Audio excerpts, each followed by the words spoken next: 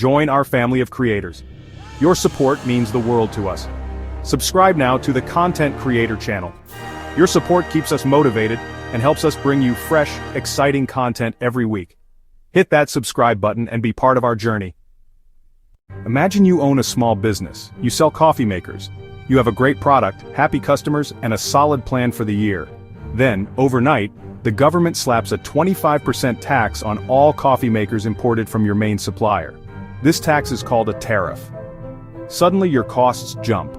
You have to raise your prices, but your customers might not want to pay more. Your profits vanish. Your business is now in trouble. This is not a hypothetical nightmare. It is a real risk that businesses face every single day. Even in 2025, a world more connected than ever, these old-school trade barriers can make or break a company. They are unpredictable, politically motivated, and can change with the political winds. So, what exactly does it mean for a business to be tariff-proof? It does not mean they have a magical shield that makes them completely immune to all taxes. That would be impossible. Instead, being tariff-proof is about being incredibly resilient. It means a company has structured its operations so cleverly that a new tariff in one country does not cause a major crisis. Think of it like a modern building in an earthquake-prone city. The building is not designed to stop the earthquake, but it is built to sway and absorb the shock without collapsing. Imagine two t-shirt companies. Company A buys all its cotton from country X and manufactures all its t-shirts there. If a high tariff is suddenly placed on t-shirts from country X, Company A is in big trouble. Some industries are naturally more resistant to tariffs than others. Their business models simply do not involve moving a lot of physical goods across borders where they can be taxed. Think about the digital world. Companies in the software-as-a-service space are prime examples. Take a company like Salesforce. It provides customer relationship management software to businesses all over the globe. Its product is code, delivered through the cloud. A business in Germany can subscribe to Salesforce, headquartered in the United States, without a shipping container ever leaving a port. There is no physical item for a customs agent to inspect and tax. The consulting and professional services industry also enjoys a high degree of protection. A firm like McKinsey & Company or Deloitte provides expert advice to corporations and governments worldwide. Their product is knowledge, strategy, and expertise delivered through reports, presentations, and human interaction. You cannot put a 20% tariff on a good idea or a strategic plan. Let's look at a real-world example from the world of consumer electronics. A well-known tech giant famous for its sleek smartphones and laptops faced a huge problem a few years ago. A large portion of its products were assembled in China, and these products were suddenly targeted by significant new tariffs for import into the United States, one of its biggest markets. This could have been a disaster, potentially adding hundreds of dollars to the price of its flagship phone. Instead of panicking or simply passing the entire cost on to consumers, the company executed a brilliant multi-pronged strategy. First, it immediately began to diversify its manufacturing footprint. While it had long relied on massive factories in China, it accelerated plans to expand assembly operations in other countries, such as Vietnam and India. This was not a small or easy task. It involved training new workforces, setting up complex supply chains, and ensuring its famously high-quality standards were met in new locations. At the same time, the company got very clever with its supply chain logistics. Now, let's consider a different industry, fashion and apparel. A popular global clothing brand, known for its affordable yet stylish outdoor jackets and fleece vests, found itself in a similar bind.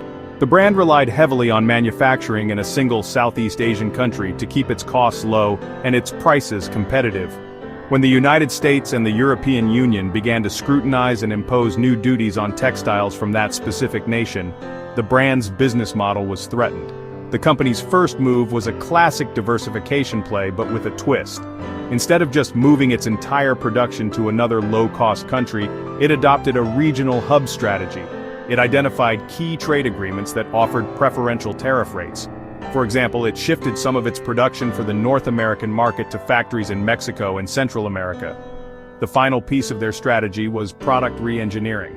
The company's designers and sourcing teams worked together to analyze the materials in their products. Sometimes tariffs are applied not to the whole product, but to a specific material it contains, like a certain type of synthetic fabric.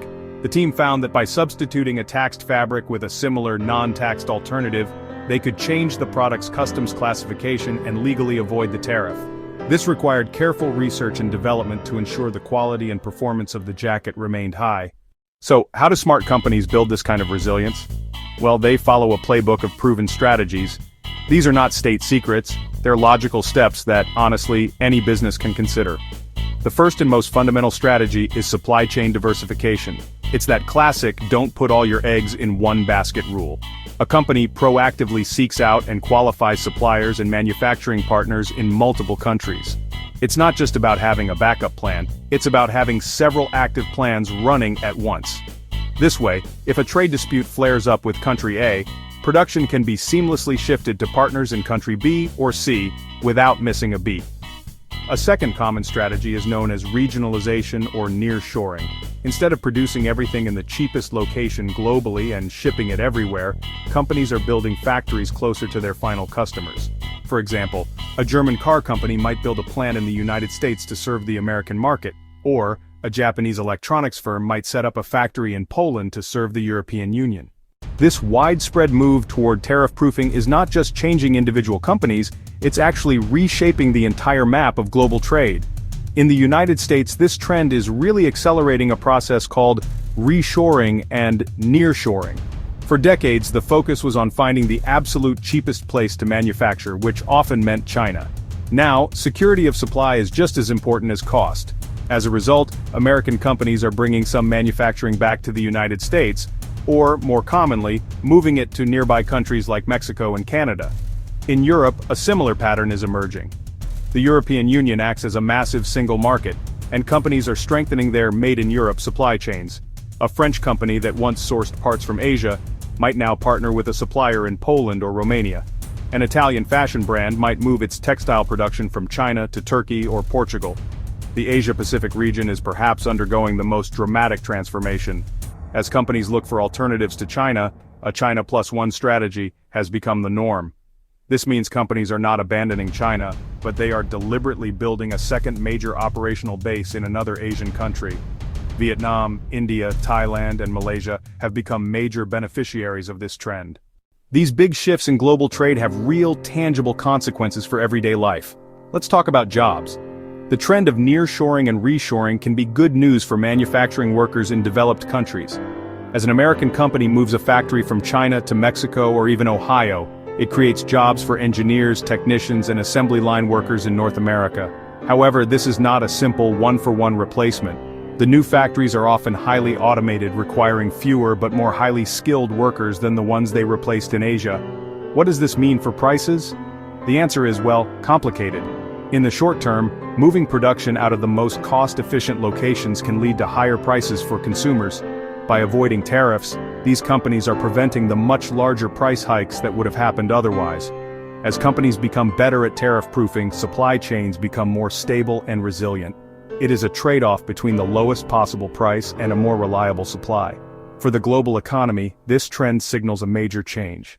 So, after seeing how the giants of industry navigate these choppy waters, what can you, as a business owner or aspiring entrepreneur, do today? You don't need $1 billion budget to start thinking and acting like a tariff-proof company. The principles are scalable. The first and most important step is to know your supply chain. Don't just think about your direct supplier. Map out the entire journey of your product. Where do the raw materials come from? Where are the components made? Where does the final assembly happen? Create a simple chart. This map is your guide to identifying your biggest risks. Once you have your map, the next step is to look for concentrations of risk. Is everything coming from a single country? Is your entire business reliant on one factory or one shipping port? You can start by simply researching and contacting potential backup suppliers in different countries. Get quotes, order samples, build a relationship. Having a Plan B supplier that you have already vetted is a powerful form of insurance that costs very little to set up. Think creatively about your product and your market. Can you take a page from the tariff engineering playbook?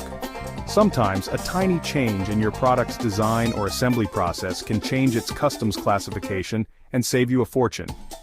Consult with a customs broker or a trade expert. Their advice can be invaluable. If you are an American business, expanding your sales to Canada and Mexico first might be a much safer and more profitable bet than jumping straight into a more volatile overseas market. The future of trade will belong to those who are agile, informed, and prepared. Building a tariff-proof business is not a one-time fix. It is an ongoing mindset.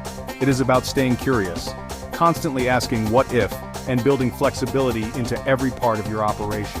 The world will continue to be an uncertain place, and trade policies will shift and change.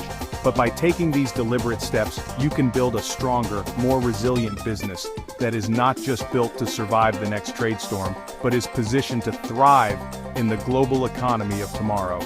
The game is changing, but with the right strategy, you can be one of the winners.